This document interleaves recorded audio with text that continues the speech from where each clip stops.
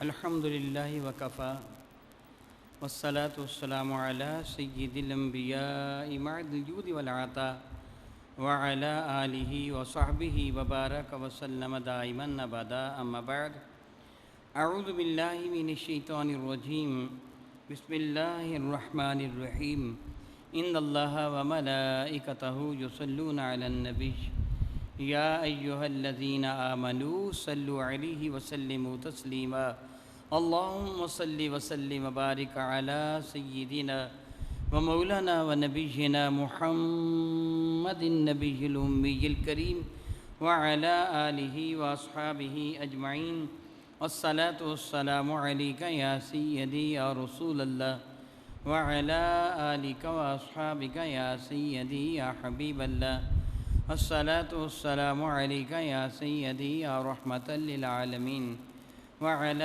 آلک واصحابک یا سیدی یا سیدی یا سیدی یا شفیع المذنبین۔ احبابی کرام قدر، یہ بات آپ کے علم میں ہے کہ وہ وبا جو چند ماہ پہلے شروع ہوئی تھی، کرونا کی وبا، وہ دنیا سے ختم ہو رہی ہے۔ بعض ممالک نیوزی لینڈ وغیرہ سے وبا مکمل طور پر ختم ہو چکی ہے، لیکن پاکستان میں یہ وبا بڑھ رہی ہے، آئے دن اس میں اضافہ ہو رہا ہے۔ پہلے اس قدر اموات پاکستان میں نہیں تھیں جس قدر اب ہو رہی ہیں، اور حیرانی کی بات ہے کہ جب تعداد سینکڑوں میں تھی یا سینکڑوں سے بھی کم تھی، اس وقت تو ہم اپنے رب کی جانب رجوع کر رہے تھے، اذانیں دی جا رہی تھیں، اور جب تعداد ہزاروں سے تجاوز کر کے لاکھوں میں ہو گئی، ہم بے پرواہ ہو گئے۔ ربی ذوالجلال قرآن مجید فرقان میں ارشاد گرامی قدر فرماتا ہے، ان اللہ لیس بظلام للعبید، رب کائنات اپنے بندوں پر کبھی بھی ظلم نہیں فرماتا، خلاق کائنات جل وعلا زیادتی نہیں فرماتا۔ اللہ تعالیٰ جل وعلا کی جانب اس بات کی نسبت کرنا کہ اللہ تعالیٰ جل وعلا زیادتی فرماتا ہے، حرام اور کفر ہے۔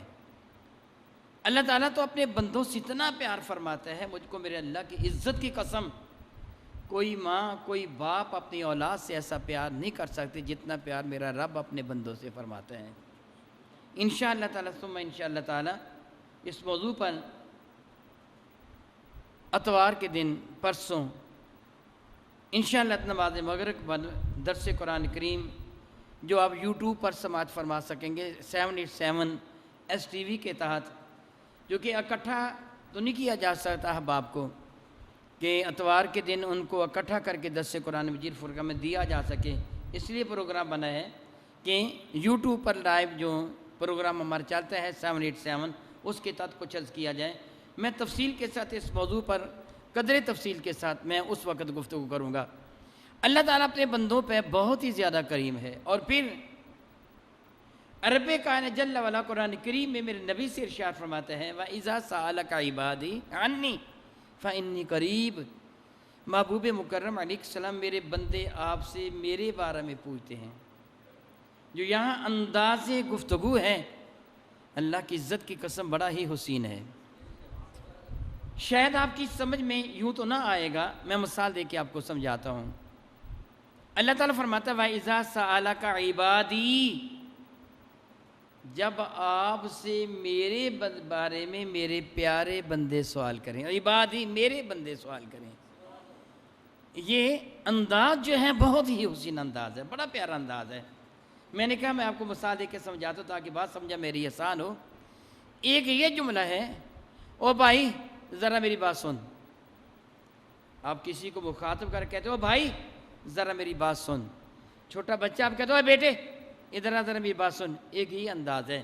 اور دوسرا انداز، وہ میرے پیارے بھائی ذرا میری بات سن، وہ میرے پیارے بیٹے ذرا ادھر آ، ان دونوں میں کون سا انداز خوبصورت ہے؟ بعد والا۔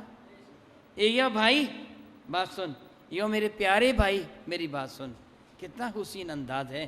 تو میرا رب میرے نبی سے فرماتا محبوب وَإِذَا سَأَلَكَ عِبَادِي، جب آپ سے میرے پیارے بندے میرے بارے میں پوچھیں۔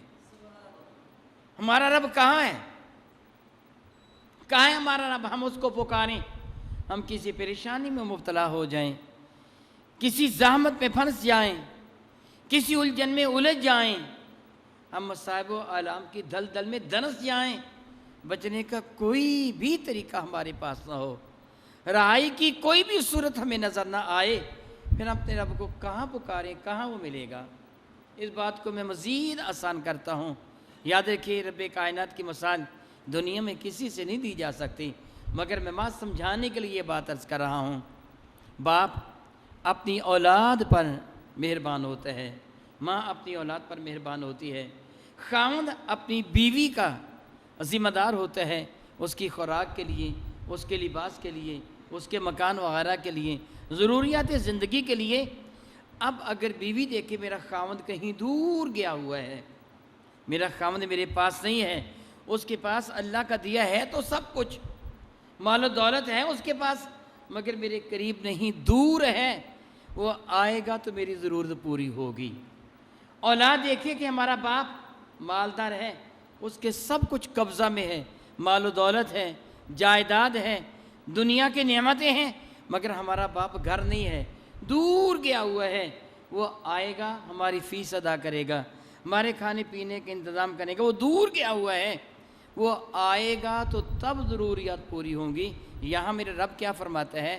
وَإِذَا سَأَلَكَ عِبَادِي عَنِّي، جب میرے بندے میرے بارے میں آپ سے سوال کرتے ہیں کہ یا رسول اللہ ہمارا رب کہاں ہے، ہم مصیبت میں پھنس جائیں، ہم کسی الجھن میں الجھ جائیں، ہم کسی پریشانی میں مبتلا ہو جائیں، مصائب و آلام ہمیں گھیرے میں لے لیں، دشمن ہم پر حملہ کر دیں، ہمارا رب کہاں ہے، ہم کہاں اس کو پکاریں؟ محبوب ان کو بتا دو فَإِنِّي قریب، میں تمہارے بہت ہی قریب ہوں، میں تمہارے بہت ہی قریب ہوں، دور نہیں ہوں کہ تمہیں انتظار کرنا پڑے کہ ہمارا رب دور ہے۔ ہم اس تک اپنی بات کو پہنچائیں گے، جب تک بات وہاں تک پہنچے گی ہمارا تو کباڑا ہو چکا ہوگا، ہم تو برباد ہو چکے ہوں گے، دشمن ہمارے قریب ہے، یہ تو ہم پر وہ فائر کر چکا ہوگا، نقصان دے چکا ہوگا، ہمارا مددگار و معاون دور ہے، قریب نہیں ہے۔ معاذ اللہ تعالیٰ معاذ اللہ تعالیٰ، میں مثال دے کے آپ کو سمجھاتا ہوں۔ آپ راہ جا رہے ہیں، کوئی کتا کاٹنے کے لیے آپ کی طرف دوڑتا ہے، اور بچانے والا دور کھڑا ہے، آپ چلا کہتے یار مجھ کو بچا، کتا مجھے کاٹ لے گا، تو جب تک وہ آپ تک پہنچے گا کتا تو کاٹ چکا ہوگا، جب تک وہ آپ تک پہنچے گا کتا کاٹ چکا ہوگا، لیکن اگر وہ آپ کے قریب کھڑا ہے تو پھر آپ کو ڈر نہیں ہے، مثال نہیں دی جا سکتی۔ میں آپ کو سمجھا رہا ہوں، میرا رب فرماتا محبوب کہہ دو میں تو بہت ہی قریب ہوں۔ کتنا قریب ہوں؟ نحن اقرب الیہ من حبل الورید، یہ جو تیری شارگ ہے نا، میں تو تیری شارگ سے بھی تیرے زیادہ قریب ہوں، تیری جان تیرے اتنا زیادہ قریب نہیں ہے۔ کون وہ صاحب عقل ہے جس کو یہ پتہ نہیں ہے کہ ہماری جان ہمارے بہت ہی زیادہ قریب ہے؟ اگر میری جان میرے بدن سے نکل کر ایک بال کے برابر دور ہو جائے تو میری موت واقع ہو جائے گی۔ میری انگلی میں جب تک جان ہے، میری انگلی حرکت کر رہی ہے، جان ختم ہو جائے گی انگلی حرکت نہیں کرے گی۔ گویا میری یہ حرکت بتا رہی ہے میری جان میرے اندر ہے، میرا اللہ فرماتا ہے میں تیری جان سے بھی تجھ سے زیادہ قریب ہوں۔ اور پھر اجیب دعوت الداعی اذا دعان، جب کوئی میرے حضور عرض کرتا ہے تو میں رب اس کی سنتا ہوں۔ پھر تو چیخنے کی ضرورت نہیں ہے، چلانے کی ضرورت نہیں ہے، لاؤڈ سپیکر میں اعلان کرنے کی ضرورت نہیں ہے، کال ملا کے بتانے کی ضرورت نہیں ہے۔ واللہ علیم بذات الصدور، تیرے دل میں گمان پیدا ہوتا ہے، تیرے رب فرماتا ہے میں پہلے جانتا ہوں تیرے دل میں ہے کیا، مانگ تو صحیح، توبہ تو کر۔ ارشاد گرامی قدر فرماتا ہے میں اپنے بندوں پہ ظلم نہیں کرتا، بلکہ وما اصابکم من مصیبت، سورہ شورى ہے، 42 نمبر سورہ بارکہ ہے، اور یہ 30 نمبر آیہ بارکہ ہے۔ رب کریم ارشاد فرماتے ہیں کہ وما اصابکم من مصیبت، تمہیں جو بھی کوئی مصیبت پہنچتی ہے، جو پریشانی آتی ہے، جو الجھن آتی ہے، تمہیں جو بھی کوئی پریشانی مصیبت آتی ہے، فبما کسبت ایدیکم، یہ تمہاری اپنی کرتوتوں کی وجہ سے آتی ہے۔ تم سے کوئی غلطی ہوئی ہوتی ہے، جس غلطی کی وجہ سے تمہیں سزا ملتی ہے، جس طرح میں پہلے کہہ چکا ہوں انشاءاللہ تعالی قدر تفصیل کے ساتھ میں اتوار کے دن اسی موضوع پہ گفتگو کروں گا۔ سوال پیدا ہو جاتا ہے کبھی کہ نیک لوگوں کو پھر کیوں پریشانی ہوتی ہے، انشاءاللہ تعالی یہ جواب آپ کو وہاں ملے گا۔ رب کریم ارشاد کرام قدر فرماتے ہیں، یعنی یہ جواب جو میں اتوار کے دن اس موضوع پہ گفتگو کروں گا۔ اللہ فرماتا ہے تمہارے اپنے کرتوتوں کی وجہ سے تمہیں یہ مصیبت آتی ہے۔ اللہ کے کائنات جل وعلا شاعر فرماتے ہیں لیکن یہ نہ سمجھو کہ ہماری اس پریشانی پر ہمیں پوری سزا مل گئی ہے، نہیں بلکہ رب کریم فرماتے ہیں وَيَعْفُو عَنْ كَثِيرٍ، بہت ساری چیزوں سے میں ویسے ہی درگزر فرما لیتا ہوں، تمہاری کوتاہیوں سے ویسے ہی درگزر فرما لیتا ہوں، میں کچھ کہتا ہی نہیں ہوں۔ تمہیں جو سزا ملتی ہے تمہاری کرتوتوں کی وجہ سے، لیکن وہ ساری سزا میں نہیں دیتا، اکثر درگزر سے کام لے لیتا ہوں، تھوڑا سا جھنجھوڑتا ہوں۔ کیوں جھنجھوڑتا ہوں؟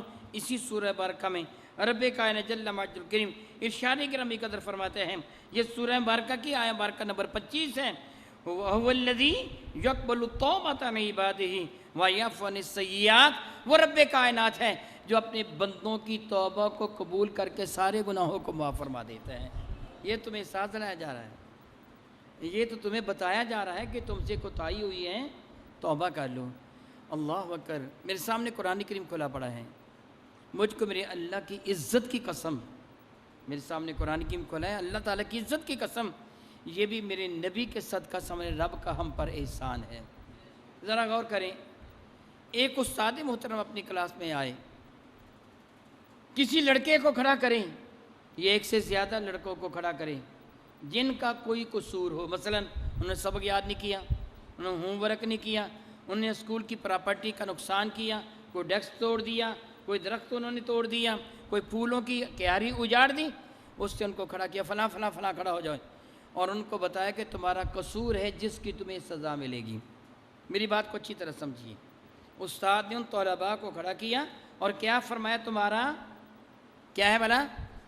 قصور ہے، اور فلاں قصور ہے جس کی تمہیں سزا ملے گی، اور ہاں سنو، اگر تم مجھ سے معافی مانگ لیتے ہو کہ ہم آئندہ قصور نہیں کریں گے، سنو میں تم کو معاف کر دوں گا۔ اگر تم معافی مانگ لیتے ہو نا کہ میں ہم دوبارہ سزا دینے سے پہلے ہی کہہ رہا ہے، تھوڑی بہت سزا دے بھی دی، ایک آدھ چھڑی لگا بھی دی، اور کہا دیکھو تم مجھ سے معافی جلدی سے مانگ لو، میں بقیہ سزا نہیں دوں گا۔ اور یہ یاد رکھو، اگر تم یہ خیال کرو نا ہمارا ابا، ہمارا تایا چچا، علاقے کا کوئی ممبر، کوئی ایم پی ایم این اے تمہیں بچا سکے گا، تو نہیں ہو بچا سکتا، میں سزا دینے پر قادر ہوں، تم یوں کرو مجھ سے معافی مانگ لو، میں تمہیں معاف کر دوں گا۔ پھر بھی وہ طلباء معافی نہ مانگے تو اس سے بڑا بدبخت اور کون ہوگا؟ استاد خود کہہ رہا ہے، اور رب فرما رہا ہے، اب سمجھیے، رب فرما رہا ہے میرے بندو تم سے کوتاہی ہوتی ہے، میں تمہیں سزا دیتا ہوں، احساس دلاتا ہوں، لیکن میں تمہاری توبہ کو قبول کر کے تمہاری خطاؤں کو معاف بھی کرتا ہوں۔ لیکن یہ یاد رکھو کہ وَمَا أَنْتُم بِمُعْجِزِينَ فِي الْأَرْضِ، تم اپنے رب کو زمین میں عاجز نہیں کر سکتے ہو، بھاگ نہیں سکتے ہو، ممکن نہیں ہے۔ بھائی جان وہ دیکھو، میں اور آپ پہلے بھی مثالیں دیتے رہے، آپ بھی جانتے ہیں، نمرود کو اللہ تعالیٰ نے کس کے ذریعے ہلاک کروایا تھا؟ بلند آواز سے کہہ دیجئے، جی ہاں آپ نے سچ کہا، مچھر کے ذریعے۔ مچھر نظر آتا ہے کہ نہیں آتا؟ حیرانی کے ساتھ کہتے ہیں دیکھو جی، نمرود کو اللہ نے مچھر سے مروا دیا۔ اللہ نے تمہیں اس سے مروایا جو مچھر تو نظر آتا، جو نظر بھی نہیں آتا، کرونا مروایا کہ نہیں مروایا؟ نمرود کی فوج کتنی ہوگی؟ ہزاروں میں ہوگی، رب نے لاکھوں کو مروا دیا، اور اس جانور سے مروایا جو نظر بھی نہیں آتا۔ وہ بے نیاز ہے، اللہ محتاج نہیں ہے۔ آپ جانتے ہیں ہوا زندگی کے لیے ضروری ہے، آپ کو علم ہے اگر ہوا نہ ملے تو ہم مر جائیں گے، موت واقع ہو جائے گی۔ آپ جانتے ہیں پانی زندگی کے لیے ضروری ہے، پانی نہ ہو ہماری موت واقع ہو جائے گی، ہم ہی نہیں درخت بھی سوکھ جائیں گے، باغات بھی اجڑ جائیں گے، فصلیں بھی تباہ ہو جائیں گی اگر پانی نہ ہو۔ وہ چیز جو زندگی کے لیے ضروری ہے اللہ چاہے تو اسے موت بنا دیتا ہے۔ رب کریم نے نوح علیہ السلام کے زمانہ میں جو عذاب نازل کیا تھا تو کیا آیا تھا؟ پانی۔ فرعون کو کس پہ ڈبویا تھا؟ پانی میں آج یہ بارش جو رب کی رحمت کا پیغام لے کے آتی ہے تھوڑی تیز ہو جائے، سیلاب کی شکل اختیار کر جائے، مکانات تباہ کر کے رکھ دیتی ہیں، فصلیں اجاڑ دیتی ہیں۔ وہ پانی جو تیری زندگی کے لیے ضروری ہے، رب چاہے تو وہی تیری موت کا پیغامبر بن جاتا ہے۔ ہوا کے بغیر تیری موت ہے، تیری آکسیجن بند ہو جائے، تیری سانس رک جائے تو تو مر جاتا ہے۔ کرونا سے یہی ہوتا ہے، سانس رک جاتی ہے، پھیپھڑے سکڑ جاتے ہیں، گلے میں خراش آ جاتی ہے، بار بار کھانسی آتی ہے، بخار تیز ہو جاتے ہیں، تو موت سے ہمکنار ہو جاتا ہے۔ یہ ہوا تیری زندگی کے لیے ضروری تھا، اللہ تعالیٰ سے تھوڑی سی تیز کر دیں تو قوم عاد و سمود کو ہوا کے ذریعے رب نے ہلاک کر دیا۔ آندھی تیز ہو جائے، تیرے مکانوں کی چھتیں اڑ جاتی ہیں، تیری دیواریں گر جاتی ہیں، بڑے بڑے درخت جڑوں سے اکھڑ جاتے ہیں، بجلی کے پول الٹ جاتے ہیں۔ وہ چاہے تو وہ چیز جو تیری زندگی کے لیے ضروری ہے وہی تیرے لیے مصیبت بنا دے، تیری تباہی و بربادی کا پیش خیمہ بن دے۔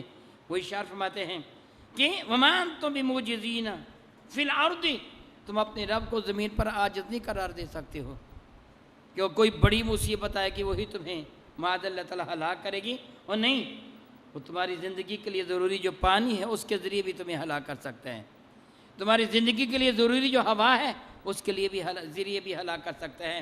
کرونا تو تمہاری زندگی کے لیے ضروری ہے ہی نہیں ہے، اس کے ساتھ بھی ہلاک کر سکتا جو تمہیں نظر ہی نہیں آتا۔ اس کی فوج بہت بڑی ہے، تم اس کا مقابلہ نہیں کر سکتے۔ وَمَا لَكُم مِّن دُونِ اللَّهِ مِن وَلِيٍّ وَلَا نَصِيرٍ، اور پھر اللہ تعالیٰ کے مقابلے میں تمہارا کوئی مددگار و معاون بھی نہیں ہے۔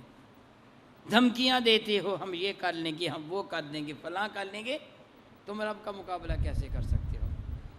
ارے پگلو، اپنے رب کی جانب رجوع کیوں نہیں کرتے ہو؟ توبہ کیوں نہیں کرتے ہو؟ اپنے رب سے معافی کیوں نہیں مانگ لیتے ہو کہ مولا تعالیٰ ہم سے جو بھی کوتاہی ہوگی، جو بھی غلطی ہوگی ہمیں معاف فرما دیں۔ آپ جانتے ہیں کہ میرا سیاست کے ساتھ کوئی تعلق نہیں ہے، جو حکومت بھی جو کام صحیح کرے گی میں اس کی حمایت کروں گا، جو بھی حکومت ہو جو کام غلط کرے گی میں اس کی مخالفت کروں گا، یہ میرا فرض ہے اور فرض منصبی ہے۔ ایک مرتبہ نہیں، بہت مرتبہ میں یہ جملہ دہرا چکا ہوں، یہ حدیث بار آپ کو سنا چکا ہوں۔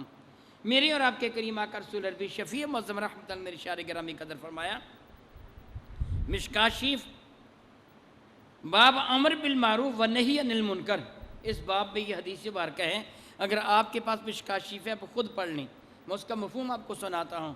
میرے نبی نے فرمایا کہ بنی اسرائیل میں ایک بستی کے لیے رب کائنات نے حضرت جبریل امین کو حکم دیا، جبریل جاؤ اس بستی کو تباہ و برباد کر کے آ جاؤ۔ یہ حدیث مبارکہ قبل عظیم میں بھی سنا چکا ہوں متعدد مرتبہ۔ جبریل نے عرض کیا مولا تعالیٰ میں اس ساری بستی کو ہلاک کر دوں؟ حکم اس بستی کو تہ و بالا کر دو، جڑ سے کھیڑو اور پلٹا دو اس بستی کو، سارے لوگوں کو غرق کر دو۔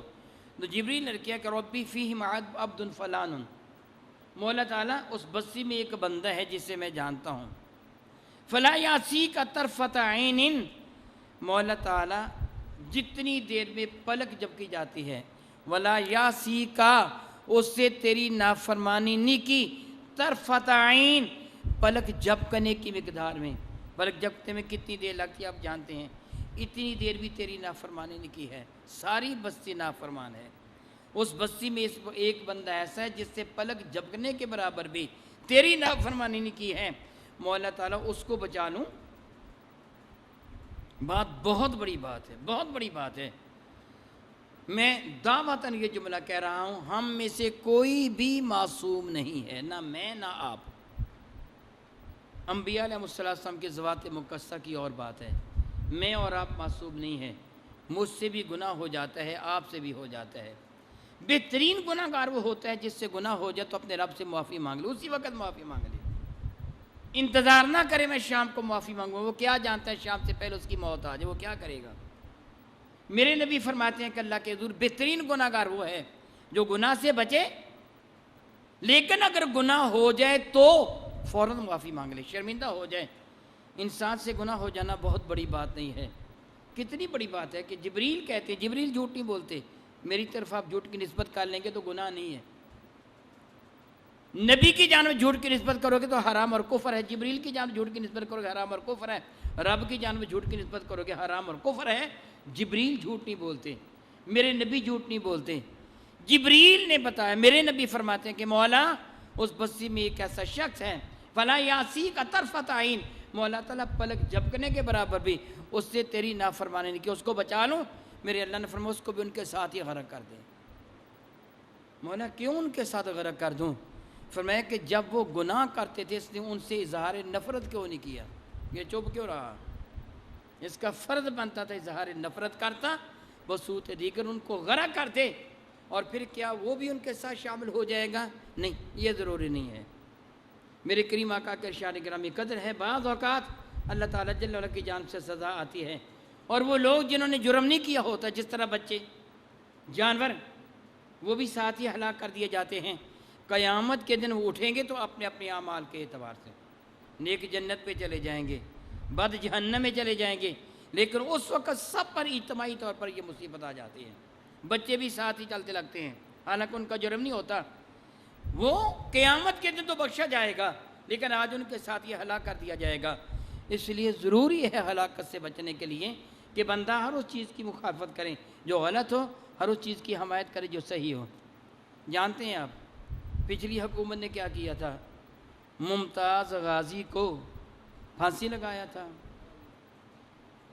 جس کے کہنے میں آ کر، کافروں کے وہاں پر، یورپ کے کہنے پر۔ کیوں کیسے کیا تھا؟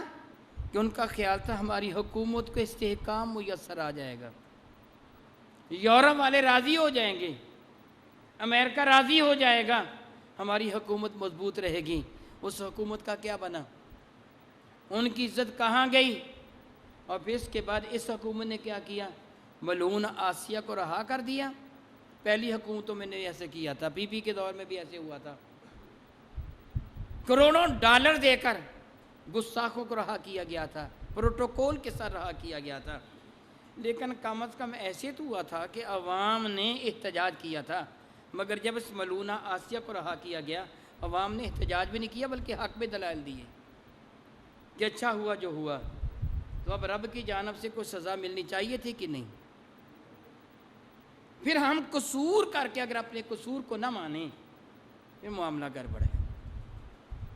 کم از کم مان تو جائیں اپنے رب کے دربار میں کہ مولا تعالیٰ ہم سے جو کوتاہی ہوگی معاف کر دے۔ رب کریم وعدہ فرماتا ہے کہ میرے بندوں مجھ سے توبہ کرو، میں اللہ وعدہ کرتا ہوں توبہ کو قبول کر لوں گا۔ لیکن اگر توبہ ہی نہیں کرتے ہو تو پھر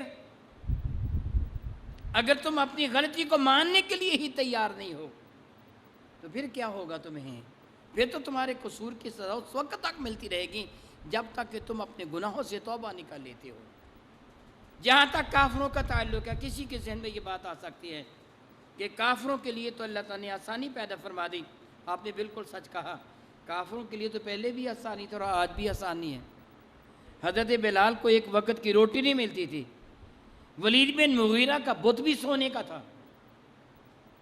رب کائنات بڑا بے نیاز ہے۔ حضرت عمر بن عبدالعزیز جن کے مزار مقدس کی توہین کی ہے بدبختوں نے، پہلے درجے کے بدبخت ہیں وہ، جو ان کے مزار مقدس کی توہین کرنے والے کا کوئی بھی ہے، پہلے درجے کے بدبخت ہیں۔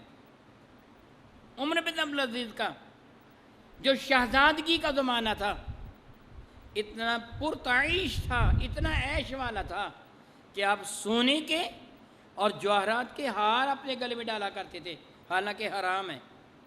میرے نبی نے سونا پہننے کی اجازت نہیں دی، اپنے ہاتھوں میں سونے کے کنگن پہنتے تھے، میرے نبی نے اجازت نہیں دی اس بات کی، مگر وہ ایسے کرتے تھے۔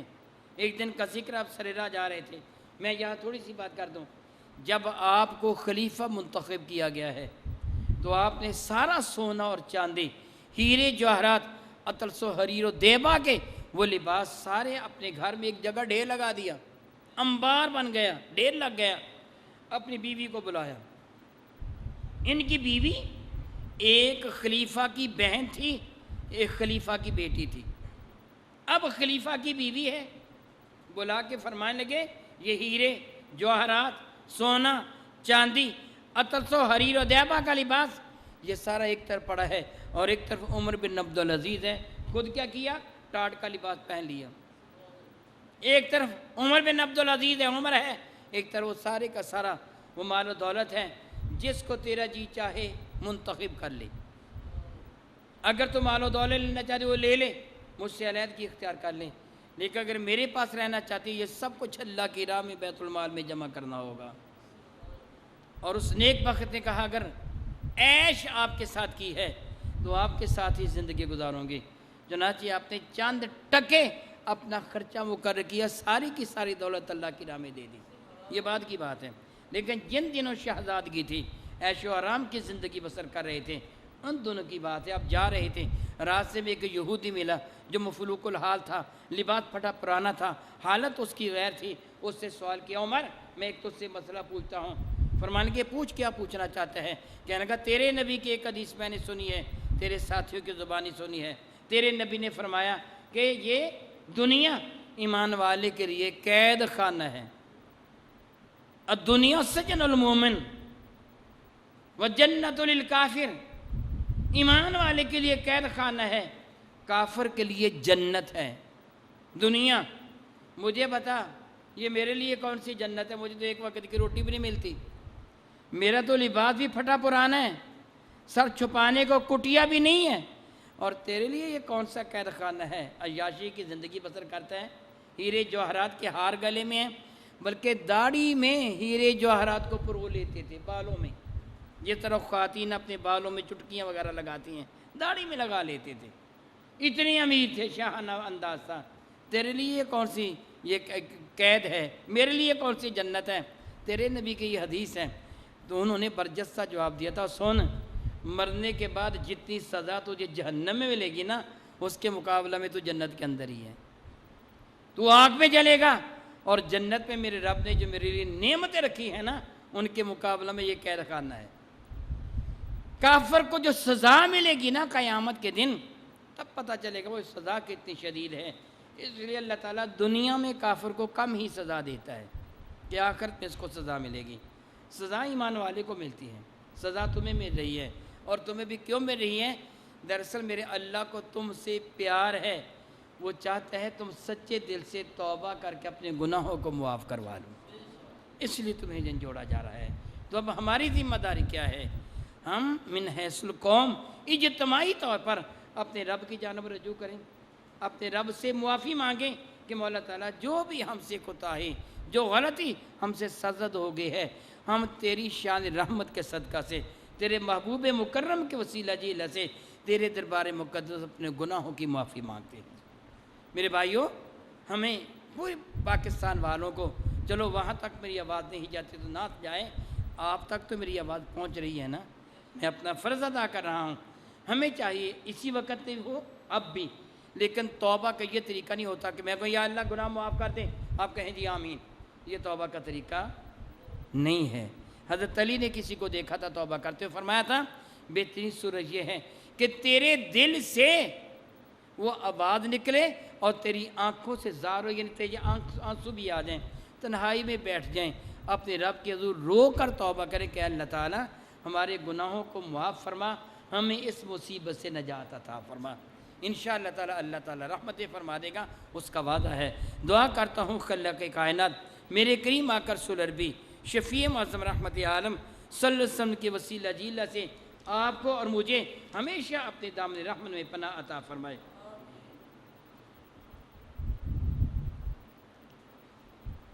یہ میرے کسی بھائی نے سوال کیا ہے کہ اگر کوئی ایمان والا کسی ایمان والے کو جان بوجھ کر تکلیف دیں، یعنی اگر کوئی اپنے پڑوسی کا راستہ روک دیں، یعنی گھر کے سامنے سیوریج کا پانی جاتا سے پڑوسی روک دیں، تو اس کے لیے اسلام میں کیا حکم ہے؟ مختصر سا بیان کر دیں، پھر کبھی تفصیل تو واقعی پھر ہی ہو سکتی ہے اپنی۔ اللہ تعالیٰ پہ رحمت نازل فرمائے۔ میرے نبی فرماتے ہیں صلی اللہ علیہ وسلم وہ ایمان والا نہیں ہے، لیسا بمؤمن، کیا بنا؟ وہ ایمان والا 3 مرتبہ فرمایا لیسا بمؤمن، لیسا بمؤمن، لیسا بمؤمن، وہ ایمان والا نہیں ہے، وہ ایمان والا نہیں ہے، وہ ایمان والا نہیں ہے۔ صحابہ لرز اٹھے، یا رسول اللہ کون ایمان والا نہیں ہے؟ میرے نبی نے فرمایا جو خود پیٹ بھر کے سوئے اور اس کا ہمسایہ بھوکا ہو۔ دوسری روایت میں وہ ایمان والا نہیں ہے کہ جس کا ہمسایہ جس کی شرارتوں سے محفوظ نہ ہو۔ یہ تو بہت بڑا گناہ ہے، ہمسائے کو ستانا گناہ کبیرہ سے ہے۔ اللہ تعالی ہمیں نیک ہدایت عطا فرمائے۔